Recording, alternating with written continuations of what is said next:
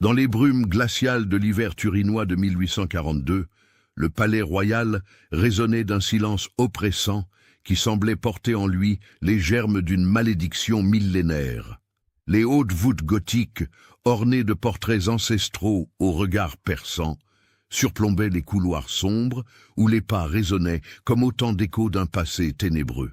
C'était dans cette atmosphère suffocante que grandissait Victor Emmanuel, prince héritier de la maison de Savoie, sous l'emprise tyrannique de sa mère, Maria Thérésa d'Autriche-Toscane. Maria Thérésa, femme de 43 ans, aux traits sévères sculptés par des années de dévotion religieuse fanatique, régnait sur le palais comme une abbesse sur son monastère.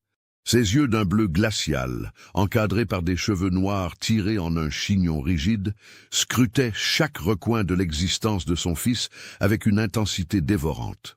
Vêtue perpétuellement de robes noires qui amplifiaient sa silhouette austère, elle se déplaçait dans les appartements royaux tel un spectre vengeur, ses pas étouffés par d'épais tapis persans qui semblaient absorbés jusqu'au murmure. « Victor Emmanuel, approchez-vous !»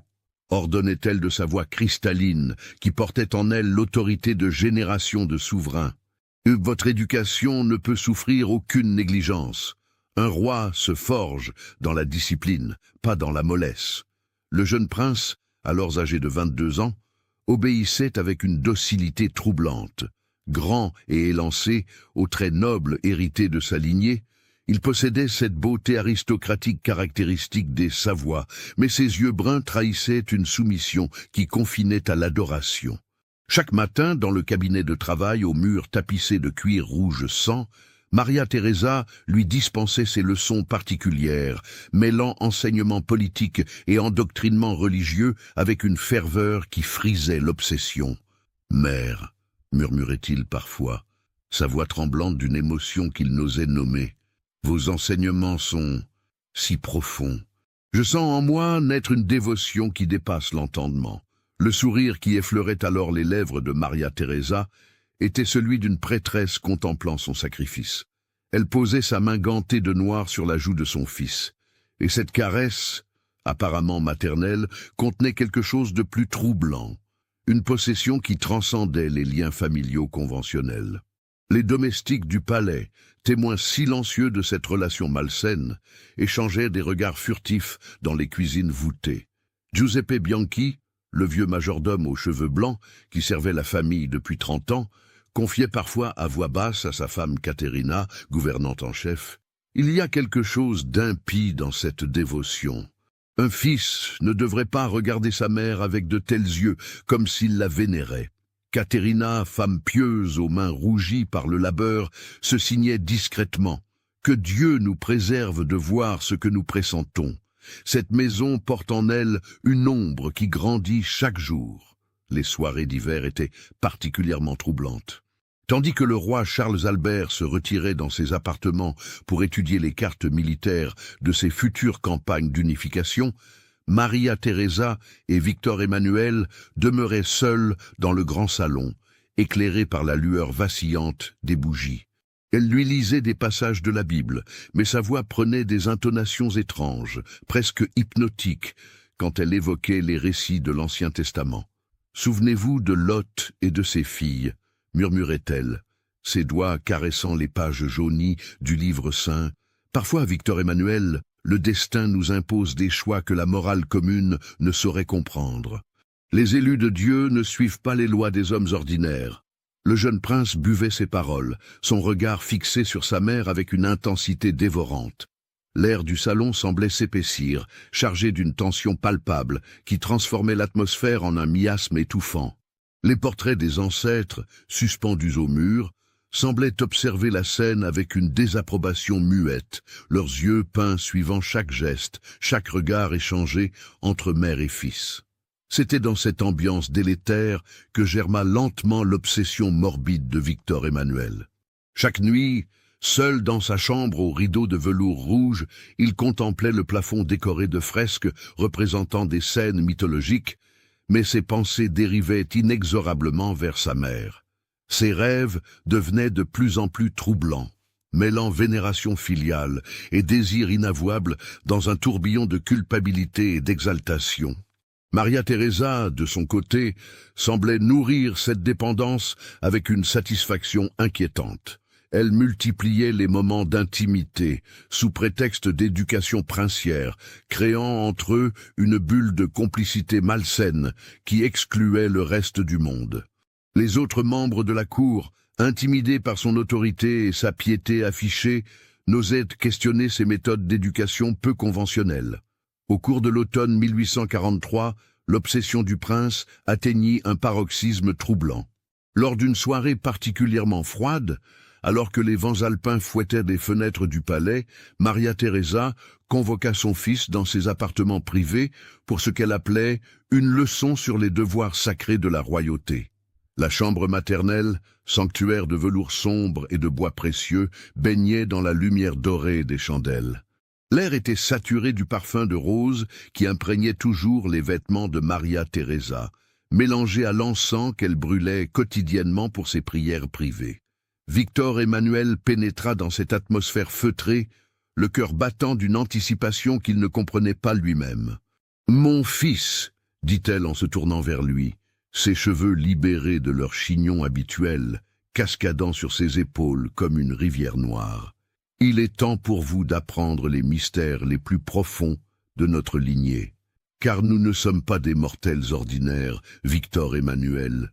Le sang qui coule en nos veines porte en lui des secrets que seuls les initiés peuvent comprendre. Cette nuit-là, dans le silence oppressant du palais endormi, quelque chose d'irrémédiable se brisa entre les murs séculaires de la maison de Savoie. Les domestiques, réveillés par des bruits étranges provenant des appartements royaux, préférèrent se rendormir en priant pour ne pas avoir entendu ce qu'ils croyaient avoir entendu. Giuseppe Bianchi, les mains tremblantes, versa un verre de grappa qu'il vida d'un trait, murmurant une prière pour l'âme de cette famille qu'il servait fidèlement. Quand l'aube se leva sur Turin, peignant le ciel de nuances sanglantes, le palais semblait différent, comme si une essence malfaisante s'était infiltrée dans ses pierres centenaires. Maria Teresa apparut pour le petit déjeuner avec son sourire habituel, mais quelque chose dans ses yeux avait changé, une satisfaction troublante, comme celle d'une araignée contemplant sa toile fraîchement tissée. Victor Emmanuel, pâle et les traits tirés, évitait le regard des domestiques. Son comportement, déjà étrange auparavant, prit une tournure plus inquiétante encore. Il passait des heures entières prostré dans la chapelle privée du palais, psalmodiant des prières dans un latin hésitant, comme s'il cherchait à expier un péché innommable. D'où me suivez-vous? Laissez un commentaire. L'hiver de 1844 s'abattit sur le Piémont avec une violence inhabituelle, comme si la nature elle-même protestait contre l'abomination qui souillait la maison de Savoie. Les routes de montagne disparurent sous des amoncellements de neige qui isolèrent le palais royal du monde extérieur, créant une prison dorée où les secrets pouvaient fermenter sans témoin. C'est dans cette atmosphère de réclusion forcée que les conséquences de l'acte impie commis par Victor Emmanuel commencèrent à se manifester. Maria Teresa, qui avait toujours affiché une santé de fer malgré ses 44 ans, commença à présenter des signes de détérioration physique alarmants. Sa peau, autrefois d'une pâleur aristocratique, prit une teinte cireuse qui lui donnait l'apparence d'un cadavre embaumé. Ses cheveux, naguère d'un noir profond, se striaient prématurément de mèches blanches qui semblaient pousser durant la nuit, comme si son corps vieillissait à une vitesse contre nature. « Madame la reine-mère semble différente », chuchotait Caterina à son mari dans l'intimité de leur modeste quartier servant. Ses yeux ont une lueur que je ne reconnais pas, et ces migraines qui la terrassent chaque nuit, on l'entend gémir à travers les murs, comme si des démons la tourmentaient. Giuseppe acquiesçait gravement, ses mains arthritiques tremblant légèrement.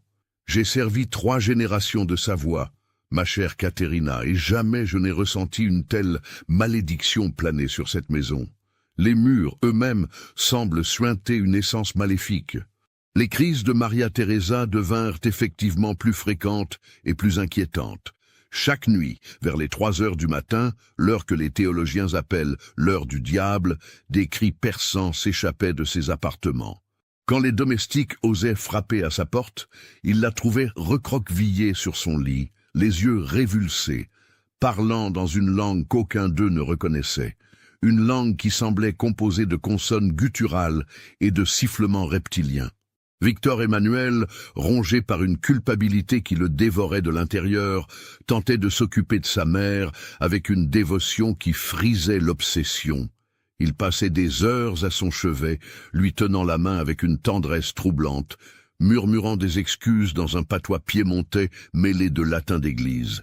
Mais ses soins semblaient aggraver l'état de Maria Teresa plutôt que l'améliorer. « Mère !» suppliait-il lors d'une nuit particulièrement terrible, alors qu'elle se débattait contre des visions invisibles. « Pardonnez-moi, je ne savais pas, je ne comprenais pas ce que nous faisions. » Mais Maria Teresa, les pupilles dilatées par une fièvre mystérieuse, le regardait parfois comme si elle ne le reconnaissait pas, ou pire, comme si elle voyait en lui quelque chose d'innommable. « Victor Emmanuel !» murmurait-elle d'une voix rauque qui ne ressemblait plus à la sienne. « Vous avez ouvert une porte qui ne devait jamais être franchie. Le sang appelle le sang, et maintenant il réclame son dû. » Les médecins de la cour, appelés en consultation discrète, ne parvenaient pas à diagnostiquer le mal qui rongeait la reine-mère. Le docteur Antonio Riberi, praticien respecté formé à l'université de Padoue, examina longuement la patiente avant de confier ses conclusions au roi Charles Albert dans le secret de son cabinet. « Votre Majesté, dit-il en essuyant nerveusement ses lunettes, l'état de la reine présente des symptômes que la science médicale peine à expliquer. Sa constitution semble se dégrader de manière accélérée, comme si, permettez-moi cette comparaison peu scientifique, comme si elle était consumée de l'intérieur par une force invisible. » Charles Albert, homme pragmatique obsédé par ses projets d'unification italienne, balaya ses considérations d'un geste impatient. « Docteur Riberi, je vous paie pour soigner, pas pour philosopher. Trouvez un traitement et appliquez-le. Je ne peux me permettre que ma famille devienne le sujet de ragots à la cour. Mais les traitements, saignées, purgatifs, décoctions d'herbes alpines demeuraient sans effet. Maria Teresa continuait de dépérir, et avec elle, l'atmosphère du palais devenait de plus en plus oppressante. Les domestiques rapportèrent des phénomènes étranges, des courants d'air glacés surgissant de nulle part dans les couloirs, pourtant bien chauffés, des murmures dans les murs qui semblaient suivre les pas des habitants, des reflets dans les miroirs qui ne correspondaient pas toujours à la réalité. Victor Emmanuel, désormais âgé de 24 ans, voyait son propre état mental se détériorer parallèlement à celui de sa mère. Il développa une série de tics nerveux, des clignements compulsifs, des tremblements des mains, une tendance à parler tout seul dans les couloirs déserts. Sa beauté juvénile se flétrit prématurément, ses traits se creusèrent et ses yeux prirent cette expression hagarde qu'on observe chez les damnés des peintures religieuses. C'est durant cette période sombre que survint l'événement qui allait sceller définitivement le destin de la dynastie. Maria Teresa tomba enceinte. La nouvelle, soigneusement dissimulée au reste de la cour, plongea les appartements royaux dans un état de panique silencieuse. Seuls Giuseppe et Caterina, en leur qualité de serviteurs de confiance, furent mis dans le secret, et le poids de cette révélation manqua de les briser. Caterina s'effondra dans les bras de son époux, sanglotant de terreur et de dégoût. « Sainte Vierge Marie !» gémissait-elle. « Que va-t-il naître de cette union maudite? Quel monstre notre maison va-t-elle voir grandir dans ses murs ?» Giuseppe, le visage livide, tentait de la consoler tout en luttant contre sa propre nausée. « Nous ne devons rien dire, Caterina. Nous sommes liés par le secret et notre silence est le seul rempart entre cette famille et la damnation publique. » Maria Teresa elle-même semblait terrifiée par son état. Sa grossesse ne ressemblait en rien à celle qu'elle avait connue pour ses autres enfants. Dès les premières semaines, son ventre prit des proportions anormales, comme si l'embryon se développait à un rythme accéléré. Elle ressentait des douleurs atroces qui la pliaient en deux, accompagnées de saignements inquiétants que le docteur Ribéry ne parvenait pas à expliquer. « Cette grossesse n'est pas naturelle », confia-t-elle à Victor Emmanuel lors d'une nuit d'insomnie, ses mains crispées sur son ventre distendu. « Je sens en moi quelque chose qui ne devrait pas exister. Comme si nous avions donné naissance non pas à un enfant, mais à une malédiction incarnée. » Victor Emmanuel, rongé par l'angoisse et la culpabilité, tentait de la rassurer. Mais ses propres mots sonnaient faux. « Mère, ne dites pas cela. Cet enfant, il portera peut-être en lui la rédemption de nos fautes. » Mais au fond de son cœur, il savait que sa mère avait raison. L'être qui grandissait en elle n'était pas le fruit d'un amour, même perverti, mais celui d'un acte contre nature qui avait ouvert une brèche dans l'ordre naturel des choses. Et cette brèche allait bientôt libérer quelque chose d'innommable sur le monde. Le printemps 1845 arriva avec une lenteur douloureuse, et avec lui l'approche du terme de cette grossesse maudite. Maria Teresa, désormais squelettique malgré son ventre énorme, passait ses journées prostrée dans sa chambre, psalmodiant des prières dans cette langue étrange qu'elle avait développée. Ses cheveux étaient devenus entièrement blancs, et sa peau avait pris une transparence cadavérique qui laissait entrevoir le réseau de ses veines noirâtres. Les domestiques évitaient ses appartements, effrayés par les bruits qui en sortaient, non seulement les gémissements de la reine-mère, mais aussi des sons plus troublants, comme des battements rythmés qui semblaient provenir de son ventre, accompagnés parfois de ce qui ressemblait à des murmures étouffés. Victor Emmanuel ne quittait plus le chevet de sa mère, veillant jour et nuit avec l'obsession d'un pénitent. Il avait maigri au point de ressembler à un spectre, ses vêtements flottant sur son corps décharné, ses yeux creusés par l'insomnie et la terreur. Parfois, il posait sa main sur le ventre de Maria Teresa et sentait sous sa paume des mouvements qui n'avaient rien d'humain, des ondulations, des pulsations, comme si une créature tentaculaire se déployait dans le ventre maternel. Si cette histoire macabre vous a donné des frissons, partagez-la avec un ami qui aime les contes d'horreur. La nuit du 15 avril 1845 marqua l'apogée de cette grossesse infernale. Maria Teresa fut prise de contractions d'une violence inouïe qui secouèrent tout le palais. Ses cris, amplifiés par l'écho des voûtes, ressemblaient aux hurlements d'une bête à l'agonie. Le docteur Ribéry, convoqué d'urgence, ressortit de la chambre royale le visage décomposé, incapable de proférer un mot cohérent. Quand l'aube se leva enfin sur Turin, un silence de mort régnait dans le palais. Maria Teresa était morte en couche, mais l'enfant avait survécu. Un être chétif et déformé, aux traits à peine humains, qui poussa son premier cri dans l'air glacé du petit matin.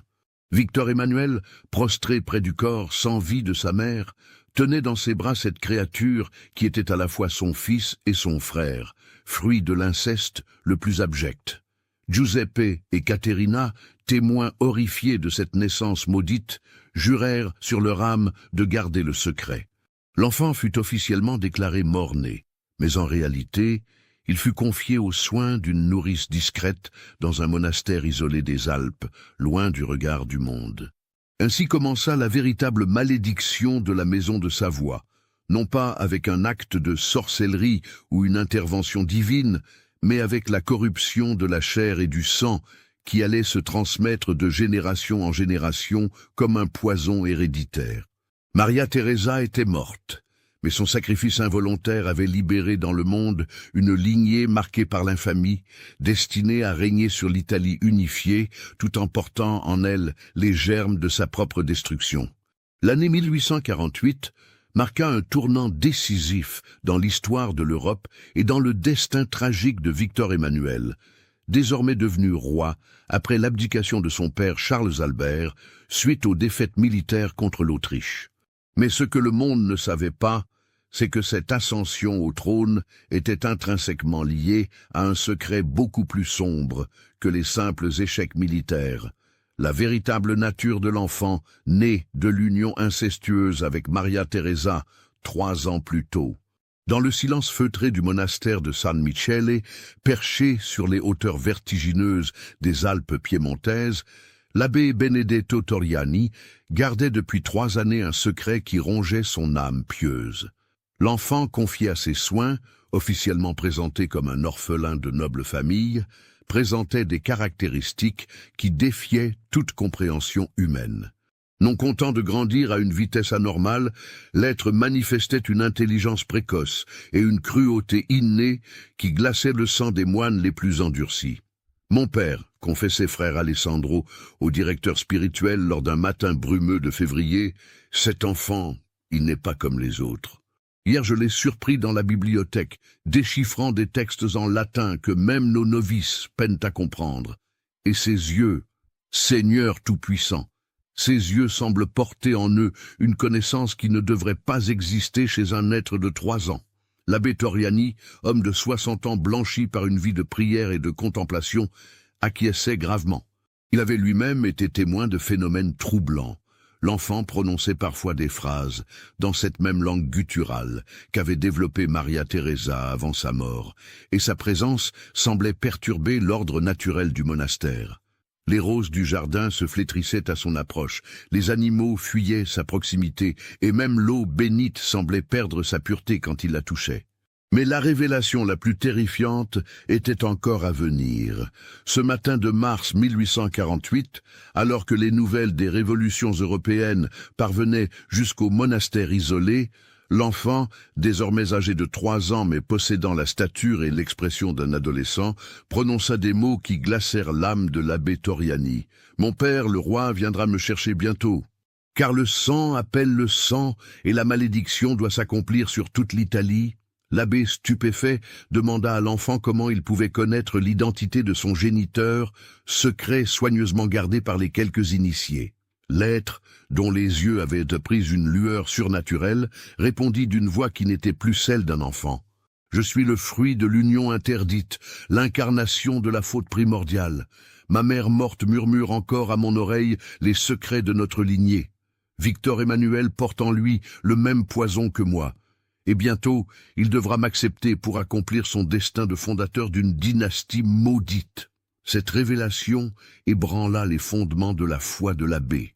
Il comprit alors que l'enfant n'était pas seulement le produit d'un inceste, mais quelque chose de bien plus terrifiant, une incarnation vivante de la corruption qui avait gangréné la maison de Savoie.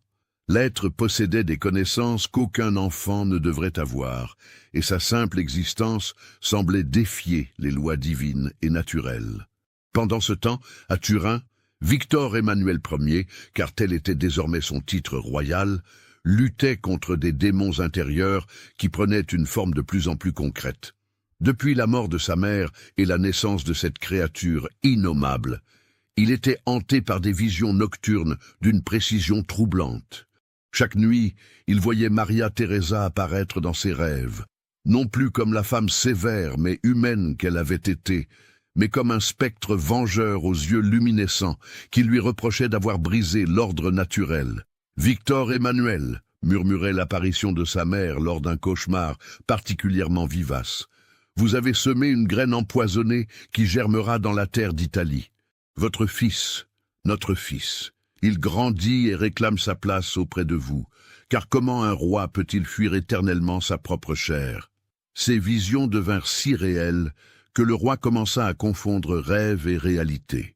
Il se réveillait parfois en sursaut, persuadé de sentir encore sur sa peau l'odeur de rose caractéristique de Maria Teresa, mélangée à un parfum de putréfaction qui lui soulevait le cœur.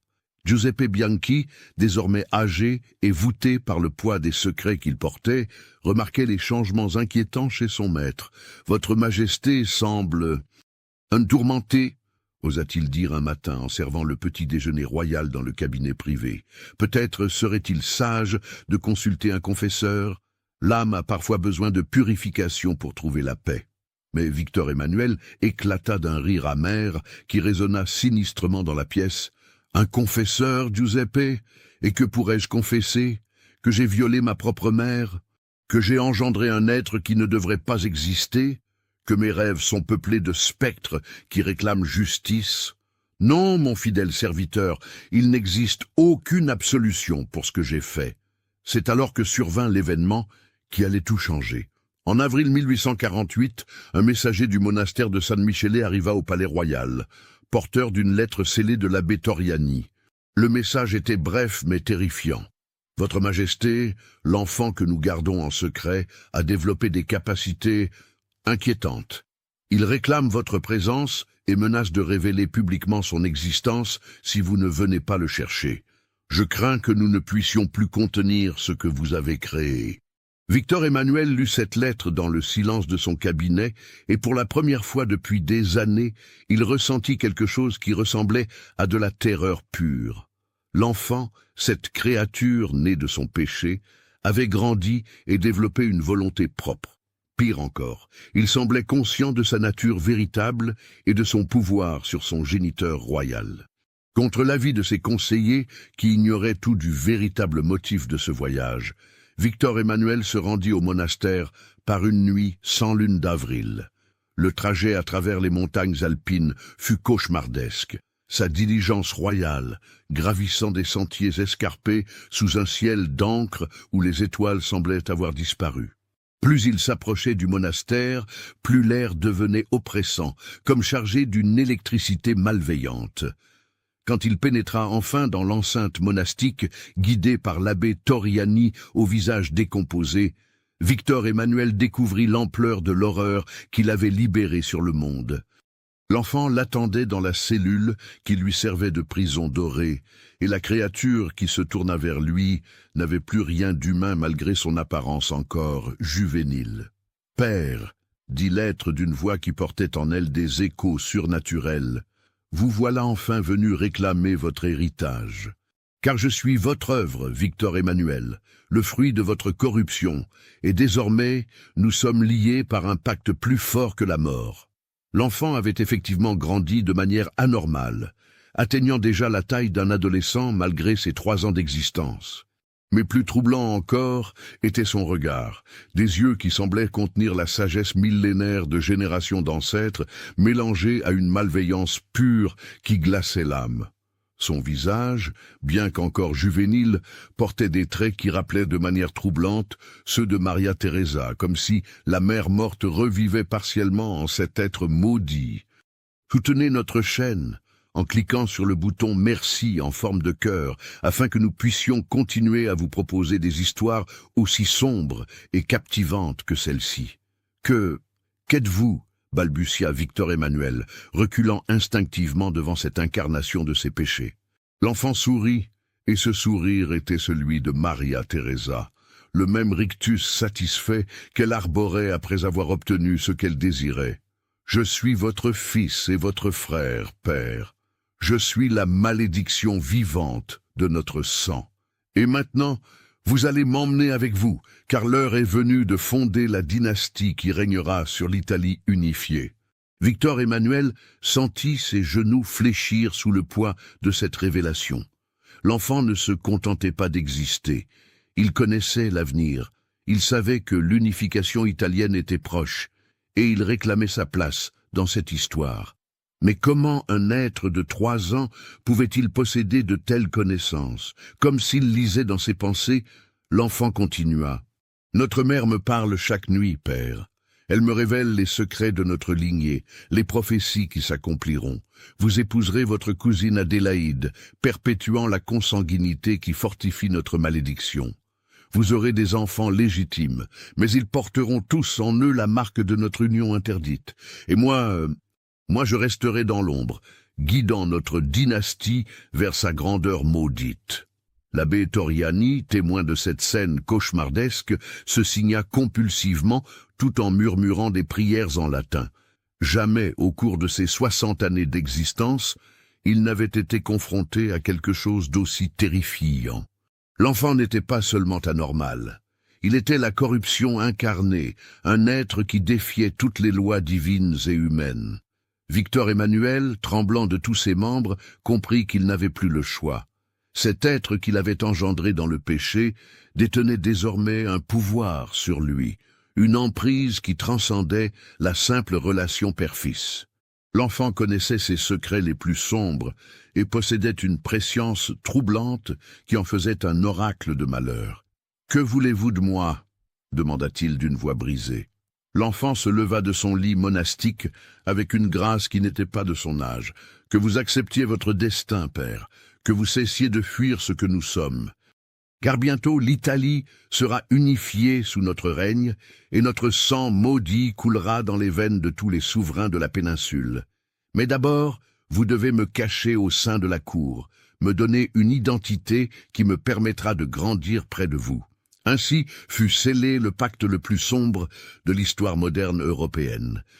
Victor Emmanuel, roi du Piémont-Sardaigne et futur unificateur de l'Italie, accepta de cacher son fils incestueux au sein de la cour royale, lui forgeant une identité fictive de noble bâtard. L'enfant fut officiellement présenté comme le fils illégitime d'une liaison passagère avec une comtesse piémontaise et prit le nom de Carlo di Monterosa. Mais le prix de ce secret était énorme. L'être qui grandit au palais royal n'était plus un enfant, c'était une incarnation vivante de la corruption qui gangrenait la maison de Savoie. Sa simple présence transformait l'atmosphère du palais, répandant une aura de malaise qui affectait tous ceux qui l'approchaient. Les domestiques racontaient qu'ils le surprenaient parfois en conversation avec des présences invisibles, parlant dans cette langue étrange qu'avait développée Maria Teresa. D'autres juraient l'avoir vu léviter légèrement au-dessus de son lit durant son sommeil, ou disparaître momentanément des couloirs pour réapparaître à un endroit où il n'aurait jamais dû pouvoir se rendre si rapidement. Giuseppe Bianchi, désormais âgé de plus de 70 ans, confia à sa femme lors d'une nuit d'insomnie. « Cet enfant, Carlo, il n'est pas naturel, Caterina. Parfois, quand je croise son regard, j'ai l'impression qu'il connaît tous nos secrets, qu'il lit dans nos âmes comme dans un livre ouvert, et ses yeux sont exactement ceux de Feu, la reine-mère, mais avec quelque chose en plus, quelque chose de malveillant. » Caterina, dont les cheveux avaient blanchi prématurément depuis l'arrivée de l'enfant au palais, acquiesçait en frissonnant. « Il grandit trop vite, Giuseppe. En 6 mois, il a pris l'apparence d'un garçon de 10 ans. Et sa voix... Parfois, j'ai l'impression d'entendre Maria Teresa parler à travers lui. Car c'était là le plus terrifiant. Carlo di Monterosa ne se contentait pas de grandir physiquement de manière anormale. Sa personnalité elle-même semblait fusionner avec celle de sa mère morte. Il connaissait des détails sur la vie de Maria Teresa qu'aucun enfant n'aurait dû connaître, utilisait ses expressions favorites, et parfois, quand il était en colère, sa voix prenait exactement les intonations de la défunte reine. L'année 1849 marqua un tournant décisif dans cette histoire maudite. Victor Emmanuel, poussé par les circonstances politiques mais aussi par les murmures incessants de son fils incestueux, épousa sa cousine Adélaïde d'Autriche-Hongrie. Cette union consanguine, présentée au monde comme un mariage diplomatique, était en réalité l'accomplissement d'une prophétie murmurée par l'enfant démon qui grandissait dans l'ombre du trône. « Parfait, père !» dit Carlo lors de la cérémonie de mariage, observant la scène depuis une alcôve dissimulée du palais. « Votre nouvelle épouse porte en elle le même sang corrompu que nous. Ses enfants seront nos héritiers spirituels, marqués par la malédiction que nous avons libérée sur ce monde. » Et effectivement, les enfants nés de cette union, le futur Humbert Ier, Amédée et Othon, présentèrent dès leur plus jeune âge des signes troublants qui confirmaient les prédictions de Carlo. Humbert, l'héritier, développa très tôt une fascination morbide pour la mort et la violence, passant des heures à torturer de petits animaux avec une cruauté méthodique qui glaçait ses précepteurs. Amédée manifestait des crises de fureur incontrôlables, durant lesquelles il parlait dans la même langue gutturale que son demi-frère caché. Quant à Othon, il semblait communiquer avec des présences invisibles qui lui murmuraient des secrets à l'oreille. Carlo, désormais officiellement reconnu comme fils naturel du roi, grandissait en parallèle de ses héritiers légitimes, exerçant sur eux une influence occulte qui échappait à la vigilance des adultes. Il leur enseignait des jeux étranges, des rituels sanglants impliquant des animaux morts, des incantations dans cette langue de Maria Teresa, des pactes secrets scellés par des échanges de sang. « Mes frères, leur disait-il lors de leur réunion clandestine dans les caves voûtées du palais, nous sommes les élus d'une lignée supérieure. Le sang qui coule en nos veines nous donne des pouvoirs que les mortels ordinaires ne peuvent comprendre.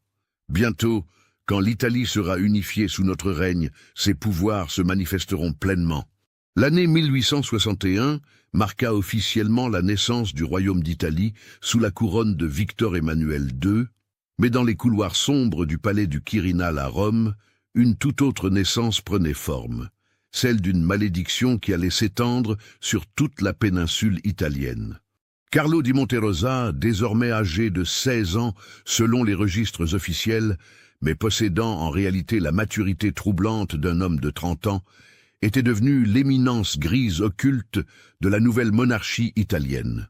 La transformation de l'Italie fragmentée en royaume unifié s'accompagna de phénomènes inexpliqués, qui échappèrent à l'attention des historiens, mais marquèrent profondément ceux qui les vécurent. Dans chaque région nouvellement annexée, de la Lombardie à la Sicile, de la Toscane aux États pontificaux, des événements étranges commencèrent à se multiplier, comme si la malédiction de la maison de Savoie s'étendait avec l'expansion territoriale du royaume. À Naples, l'ancien palais des Bourbons fut le théâtre de manifestations troublantes dès l'arrivée des administrateurs piémontais. Dom Ferdinando Caracciolo, noble napolitain rallié au nouveau régime, confia à ses proches: « Depuis que les Savoyards ont pris possession du palais, l'atmosphère a changé. Les domestiques rapportent des apparitions dans les couloirs, une femme en noir aux cheveux blancs qui traverse les murs. Et cette odeur de rose mélangée à quelque chose de putride qui imprègne certaines pièces. » En Toscane, les anciens palais Médicis connurent des phénomènes similaires. La comtesse Elena Corsini, dame d'honneur de l'ancienne cour grand-ducale, nota dans son journal intime: « Il se passe quelque chose d'impie dans notre belle Florence. Depuis l'annexion, les enfants de la noblesse développent des comportements étranges. Ils parlent dans leur sommeil, dans une langue que personne ne reconnaît. Et plusieurs d'entre eux ont été surpris en train de pratiquer des rituels sanglants dans les jardins des villas familiales. Mais c'était à Rome, nouvelle capitale du royaume, que les effets de la malédiction se faisaient le plus sentir. Le palais du Quirinal, ancienne résidence papale transformée en demeure royale, devint le foyer d'une corruption spirituelle qui se répandait comme un miasme pestilentiel. Carlo di Monterosa, officiellement nommé conseiller privé du roi malgré son jeune âge apparent, avait établi ses quartiers dans les anciens appartements pontificaux, profanant délibérément ces lieux sacrés par sa seule présence. Victor Emmanuel II, désormais âgé de 41 ans, portait sur son visage les stigmates de 20 années de culpabilité et de corruption spirituelle. Ses traits, jadis nobles et harmonieux, s'étaient creusés. Ses yeux avaient pris une expression hagarde, et ses mains tremblaient constamment, comme s'il luttait contre une force invisible qui tentait de prendre possession de lui. Sa relation avec son fils incestueux était devenue une danse macabre de dépendance mutuelle et de terreur réciproque. « Carlo » murmurait-il parfois lors de leurs entretiens privés dans le bureau royal, « parfois je me demande si nous n'avons pas ouvert une porte qu'il aurait mieux valu laisser fermer. Cette Italie que nous avons unifiée, elle semble porter en elle une maladie que nous avons nous-mêmes créée. » Carlo, dont l'apparence physique continuait de défier les lois naturelles, un visage juvénile mais des yeux anciens, une voix d'adolescent capable de prendre des intonations surnaturelles, souriait de ce sourire qui rappelait tant celui de Maria Teresa. « Père, cette maladie, comme vous l'appelez, c'est notre héritage. Nous avons libéré sur l'Italie une force qui existait depuis des siècles, prisonnière dans le sang des anciennes familles. Maintenant qu'elle peut circuler librement, elle transforme cette nation selon notre volonté. Et effectivement, l'Italie unifiée commençait à présenter des caractéristiques troublantes qui échappaient à l'analyse rationnelle de l'époque. Les taux de natalité anormaux dans certaines régions, avec une proportion inquiétante d'enfants présentant des malformations subtiles mais persistantes. L'augmentation inexpliquée de la mortalité infantile dans les familles de la noblesse récemment ralliée aux Savoie. L'apparition de nouveaux dialectes incompréhensibles dans des villages isolés, comme si les populations développaient spontanément cette langue gutturale qu'avait parlé Maria Teresa. Le cardinal Alessandro Franchi, secrétaire d'État du pape Pie IX en exil, écrivit dans une lettre secrète au nonce apostolique à Paris « Éminence, il se passe dans Rome des choses qui défient l'entendement chrétien. Depuis que les Piémontais ont installé leur roi au Quirinal, nous recevons des rapports troublants. Des prêtres parlent de confessions impossibles, des fidèles avouant des péchés dans des langues qui n'appartiennent à aucun dialecte connu, des exorcismes qui échouent parce que les démons invoqués ne répondent pas aux formules traditionnelles. Et ces naissances, Seigneur Tout-Puissant, ces naissances monstrueuses qui se multiplient dans les familles proches du nouveau pouvoir. Mais le plus terrifiant était l'influence que Carlo exerçait sur ses demi-frères légitimes, les princes héritiers de la dynastie. Humbert, Amédée et Othon, désormais adolescents, étaient devenus les instruments conscients de la malédiction familiale. Sous la guidance occulte de leurs demi-frères incestueux, ils avaient développé des capacités troublantes qui leur permettaient d'exercer une influence surnaturelle sur leur entourage. Humbert, l'héritier direct du trône, avait développé une capacité troublante à lire dans l'âme des gens qu'il rencontrait. Lors des audiences royales, il pouvait révéler les secrets les plus intimes des courtisans d'un simple regard, semant la terreur dans l'aristocratie italienne. Prince Humbert, chuchotaient les nobles dans les salons romains, possède le don de voir à travers les âmes, mais ce don, il ne vient pas de Dieu. Amédée, destiné à devenir roi d'Espagne, manifestait une prémonition troublante des événements futurs. Il prédisait avec une précision glaçante les morts, les catastrophes, les révolutions, parlant de l'avenir, comme s'il consultait un livre ouvert. « Mon frère Amédée, » confiait Humbert à son confesseur personnel, « me fait peur. Il sait des choses qu'aucun mortel ne devrait savoir. Hier, il m'a annoncé la date exacte de ma propre mort. Et j'ai vu dans ses yeux qu'il disait la vérité. Quant à Othon, le plus jeune, il avait développé une capacité de communication avec les morts qui terrorisait même ses proches. Dans les appartements royaux, on l'entendait souvent converser avec des voix invisibles, tenant de longues discussions avec ce qui semblait être l'esprit de Maria Teresa. « Grand-mère me raconte des histoires », disait-il innocemment aux domestiques effrayés. Elle me parle de notre famille, de nos ancêtres, de tous les secrets cachés dans notre sang. Ces manifestations atteignirent leur paroxysme en 1866, lors de la guerre contre l'Autriche. Carlo di Monterossa, officiellement présent sur le front en tant que conseiller militaire, sembla diriger les événements avec une prescience troublante qui contribua aux victoires italiennes. Mais les soldats piémontais rapportèrent des témoignages troublants sur les méthodes de ce jeune conseiller royal. Le sergent Paolo Martinelli, vétéran des campagnes d'unification, consigna dans ses mémoires « Ce Carlo di Monterossa, il n'était pas naturel. Avant chaque bataille, il disparaissait seul dans la campagne, et on l'entendait parler dans cette langue étrange. Quand il revenait, il connaissait par avance tous les mouvements de l'ennemi, comme si les morts lui avaient murmuré leurs secrets. Et après les batailles, Sainte Vierge, après les batailles, il marchait parmi les cadavres avec un sourire qui n'appartenait pas à ce monde. La victoire de l'Italie et l'annexion de la Vénétie furent célébrées dans toute la péninsule. Mais cette joie populaire masquait une réalité plus sombre. Chaque territoire annexé semblait contaminé par la présence de la famille royale, développant des caractéristiques inquiétantes qui échappaient à l'observation des contemporains, mais qui allaient marquer durablement l'histoire de l'Italie. C'est à cette époque que commencèrent les mariages maudits, une série d'unions matrimoniales entre les familles de la noblesse italienne qui toutes semblaient suivre un schéma précis orchestré en secret par Carlo. Ces alliances, présentées comme des nécessités politiques ou sociales, créaient en réalité un réseau de consanguinité qui propageait la malédiction des Savoies à travers toute l'aristocratie péninsulaire. La duchesse Isabella Colonna, grande dame de la société romaine, nota avec inquiétude dans sa correspondance « Il se passe quelque chose d'étrange dans nos mariages.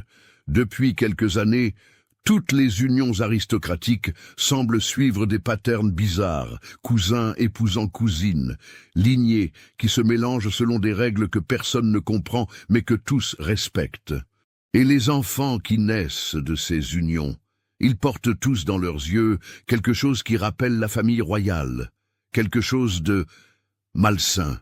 Carlo, désormais reconnu officieusement comme l'homme le plus influent d'Italie après le roi lui-même, orchestrait cette corruption génétique avec la patience d'un horloger démoniaque. Il savait que la véritable malédiction ne se propagerait pas par la force, mais par la séduction du pouvoir et l'attrait de l'appartenance à l'élite. Chaque famille noble qui acceptait ces alliances matrimoniales voyait sa propre lignée contaminée par le poison spirituel des Savoie. « Mes chers compatriotes », murmurait-il parfois en contemplant Rome depuis les fenêtres du Quirinal, « vous croyez avoir gagné votre indépendance, mais vous avez en réalité accepté un joug bien plus lourd que celui de l'Autriche ou de l'Église. Car maintenant, c'est votre sang même qui nous appartient, et vos enfants grandiront marqués par notre essence. » L'année 1870 et la prise de Rome marquèrent l'apogée de cette corruption spirituelle.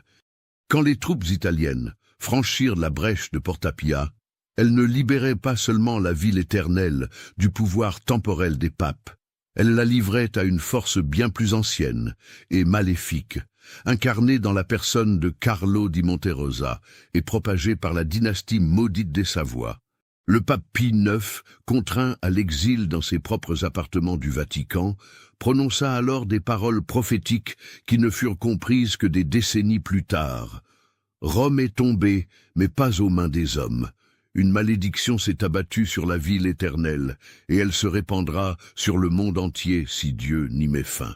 Car ce qui règne aujourd'hui en Italie n'est plus de chair et de sang, mais de corruption et de mort. » L'aube du XXe siècle se leva sur l'Italie avec les prémices d'une catastrophe qui couvait depuis plus de 50 ans dans les entrailles corrompues de la maison de Savoie. En 1900, alors que l'Europe célébrait l'avènement d'un nouveau siècle plein de promesses technologiques et sociales, la malédiction qui rongeait la dynastie italienne atteignit son point de non-retour avec l'assassinat du roi Umberto Ier à Monza. Ce soir tragique du 29 juillet 1900, Gaetano Bresci, anarchiste italien de retour des États-Unis, tira 3 coups de revolver sur le souverain qui assistait à une distribution de prix sportifs. Mais ce que les journaux de l'époque ne rapportèrent jamais, c'est que Bresci, interrogé dans sa cellule avant son suicide mystérieux, déclara aux enquêteurs dans un état de transe « Je n'ai pas tué un homme, j'ai abattu une créature qui ne devait plus exister. Ses yeux portaient en eux la marque de générations d'abominations. Il fallait arrêter la propagation du mal. » Carlo di Monterosa, désormais âgé officiellement de 55 ans, mais dont l'apparence n'avait pratiquement pas changé depuis 30 années, phénomène troublant qui n'échappait plus à personne au palais, reçut la nouvelle de cet assassinat avec un calme qui glaça l'entourage royal. Dans le salon tendu de soie noire du Quirinal, tandis que la cour pleurait officiellement le souverain défunt, il murmura à l'oreille du nouveau roi, Victor Emmanuel III, des mots qui résonnèrent comme une prophétie sinistre. « Mon neveu, la mort d'Humbert n'est que le premier acte de notre châtiment. Le sang que nous avons versé réclame maintenant son dû, et chaque génération de notre lignée paiera le prix de nos fautes ancestrales. Regardez vos enfants, Victor Emmanuel. Regardez-les bien, car ils portent déjà en eux les stigmates de notre malédiction. » Et effectivement, les enfants du nouveau roi, Yolande, Mafalda, Giovanna, Humbert et Maria, présentaient tous des signes troublants qui confirmaient les prédictions de leur grand-oncle maudit. Yolande, l'aînée, souffrait de migraines atroces durant lesquelles elle parlait dans la langue gutturale de Maria Teresa, revoyant en vision les péchés commis par ses ancêtres. Mafalda développa une fascination morbide pour les autopsies et la décomposition, passant des heures dans les caves du palais à disséquer des animaux morts avec une précision chirurgicale troublante. Giovanna manifestait des crises de somnambulisme durant lesquelles elle errait dans les couloirs du palais en répétant inlassablement « Le sang appelle le sang, et maintenant il vient réclamer son dû. Quant au prince héritier Humbert II, il présentait dès l'enfance une dualité de personnalité inquiétante, tantôt enfant normal et joyeux, tantôt créature froide et calculatrice qui semblait posséder la mémoire de tous les crimes de sa famille. Mais c'était la petite Maria, la Benjamine, qui incarnait le plus parfaitement l'héritage maudit des Savoie.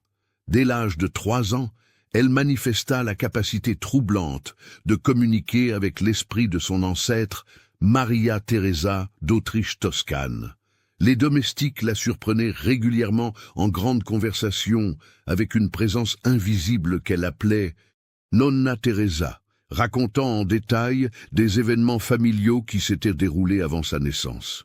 Nonna Teresa me dit que notre famille va bientôt être punie, confiait-elle innocemment à sa gouvernante, une brave femme piémontaise nommée Margherita Rossi.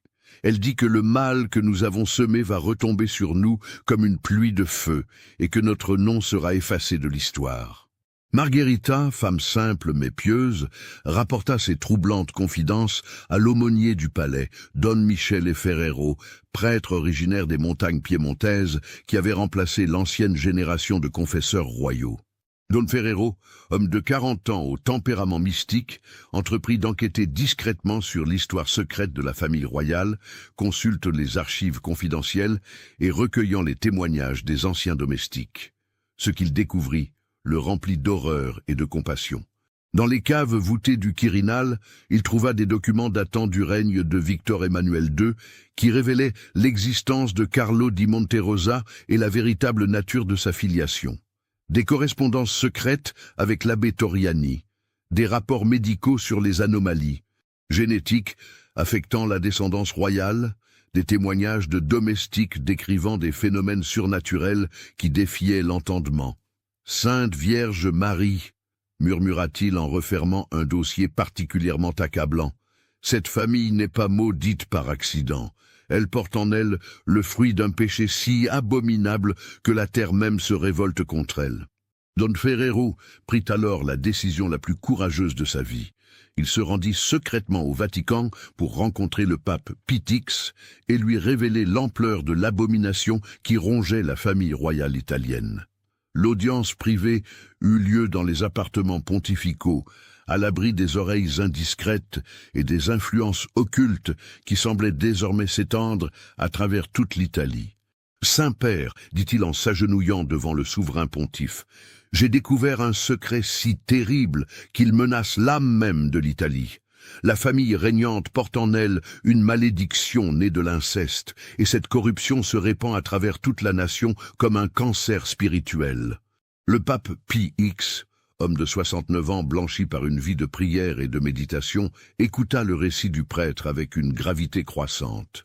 Quand Don Ferrero eut terminé son rapport, le pontife demeura silencieux plusieurs minutes, les mains jointes, le regard perdu dans la contemplation des fresques de la Sixtine. « Mon fils, dit-il enfin d'une voix grave qui portait en elle l'autorité de 2000 ans de christianisme, ce que vous me révélez confirme des visions que j'ai eues en prière.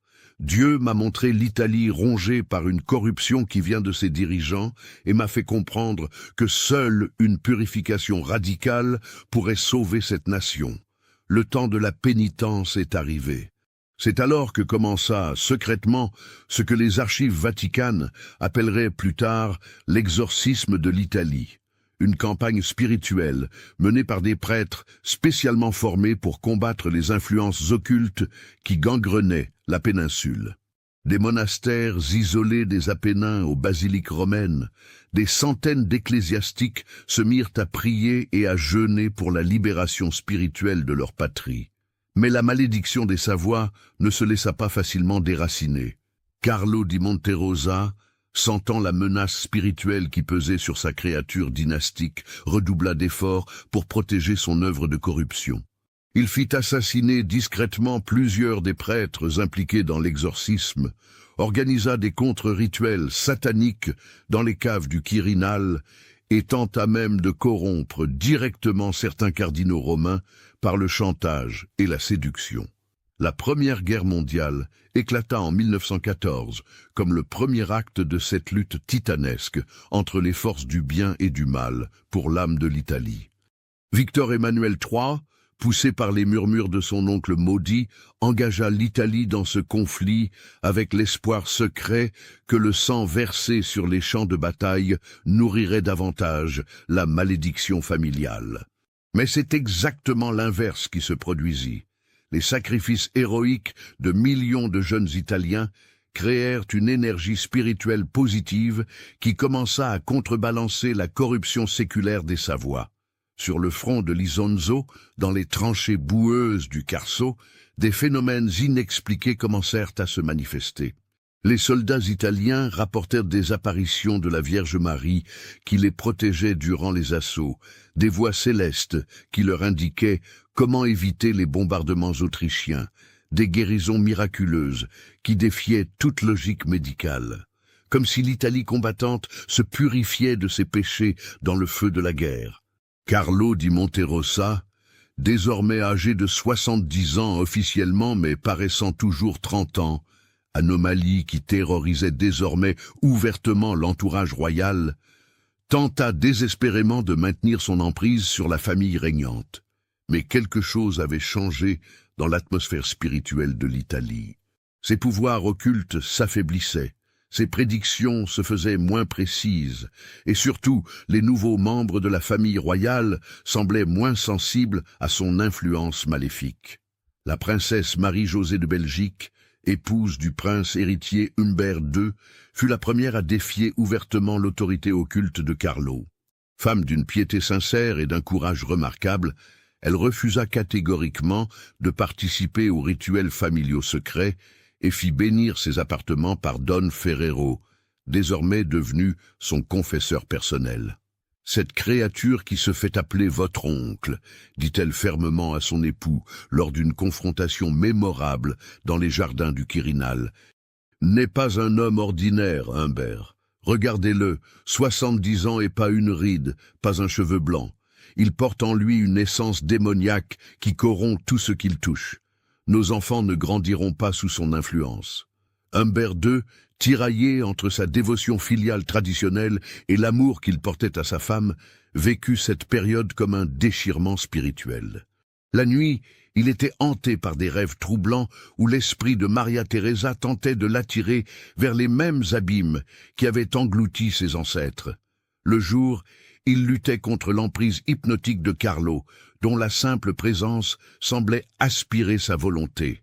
L'affrontement final entre les forces du bien et du mal au sein de la maison de Savoie eut lieu en 1922, année de la marche sur Rome de Mussolini. Carlo di Monterosa, sentant que son règne occulte touchait à sa fin, décida de tenter un dernier rituel de corruption absolue. Il voulait posséder spirituellement le petit-fils royal qui venait de naître, le prince Victor Emmanuel, pour perpétuer indéfiniment sa malédiction. La nuit du 13 octobre 1922, dans les appartements du Quirinal, plongé dans l'obscurité, Carlo pénétra dans la nurserie où dormait l'enfant royal, âgé de quelques mois seulement. Mais quand il tendit ses mains décharnées vers le berceau, quelque chose d'inattendu se produisit. L'enfant se mit à rayonner d'une lumière dorée qui repoussa violemment l'être maléfique. « Impossible !» murmura Carlo en reculant, ses traits juvéniles se déformant pour la première fois depuis des décennies. « Cet enfant, il porte en lui une protection que je ne reconnais pas. » C'est à ce moment que Marie-Josée apparut dans l'encadrement de la porte, tenant à la main un crucifix béni par le pape lui-même. Derrière elle se tenaient Don Ferrero et deux autres exorcistes venus spécialement de Rome pour cette confrontation finale. « Carlo di Monterosa », déclara-t-elle d'une voix ferme qui résonna dans toute la nurserie, « au nom de Jésus-Christ, notre Sauveur, je vous ordonne de quitter cette demeure et de libérer cette famille de votre emprise démoniaque. » L'être qui avait terrorisé la maison de Savoie pendant près de 80 ans poussa alors un hurlement qui fit trembler les murs séculaires du palais. Sa forme commença à se décomposer, révélant enfin sa véritable nature. Non pas un homme vieilli de manière anormale, mais une incarnation de la corruption pure, un démon né de l'inceste et nourri par des générations de péchés. « Vous croyez m'avoir vaincu ?» cracha-t-il, tandis que son corps se dissolvait dans une fumée nauséabonde. Mais la malédiction est déjà semée dans le sang de cette famille. Elle germera encore, et l'Italie paiera éternellement le prix de ses péchés royaux. Don Ferrero s'avança alors, tenant bien haut l'ostensoir qu'il avait apporté du Vatican. « Au nom du Père, du Fils et du Saint-Esprit, retourne dans les ténèbres d'où tu es sorti, esprit immonde. Cette famille est désormais sous la protection de Dieu Tout-Puissant. » Carlo di Monterosa disparut dans un dernier cri de rage, et avec lui, l'atmosphère oppressante qui pesait sur le palais du Quirinal depuis des décennies. Les domestiques, réveillés par le vacarme surnaturel, découvrirent les appartements royaux transformés. L'air était redevenu pur, les couloirs résonnaient différemment, et surtout, les portraits ancestraux semblaient avoir retrouvé des expressions paisibles. Mais la prophétie de l'être maléfique allait se réaliser de manière inattendue. La malédiction des Savoie, privée de son incarnation démoniaque, ne disparut pas. Elle se mua en une série de catastrophes historiques qui frappèrent l'Italie au cours des décennies suivantes. L'avènement du fascisme, que Carlo avait en quelque sorte programmé par ses manipulations occultes, plongea l'Italie dans 20 années de dictature et de guerre. Victor Emmanuel III, libéré de l'influence démoniaque, mais portant encore en lui les stigmates génétiques de la malédiction ancestrale, se montra incapable de résister à Mussolini, abdiquant progressivement tous ses pouvoirs constitutionnels. La Seconde Guerre mondiale fut le second acte de cette purification par le feu que subissait l'Italie. Les bombardements alliés qui détruisirent de nombreuses villes italiennes semblaient frapper avec une précision troublante tous les lieux qui avaient été corrompus par la présence de la malédiction des Savoie. Rome, elle-même, fut miraculeusement épargnée, comme si la ville éternelle bénéficiait d'une protection divine particulière.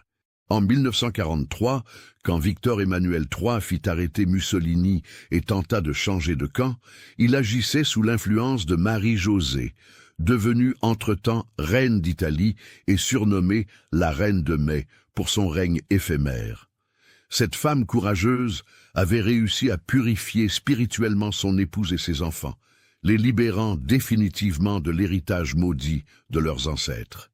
Mais le prix de cette rédemption était énorme. La fin de la monarchie italienne elle-même. Le 2 juin 1946, le référendum institutionnel vit la victoire de la République par une majorité écrasante. Le peuple italien, inconsciemment, rejetait non seulement la monarchie compromise avec le fascisme, mais aussi l'héritage spirituel corrompu de la maison de Savoie. Humbert II, dernier roi d'Italie, régna exactement 34 jours, avant de partir en exil au Portugal.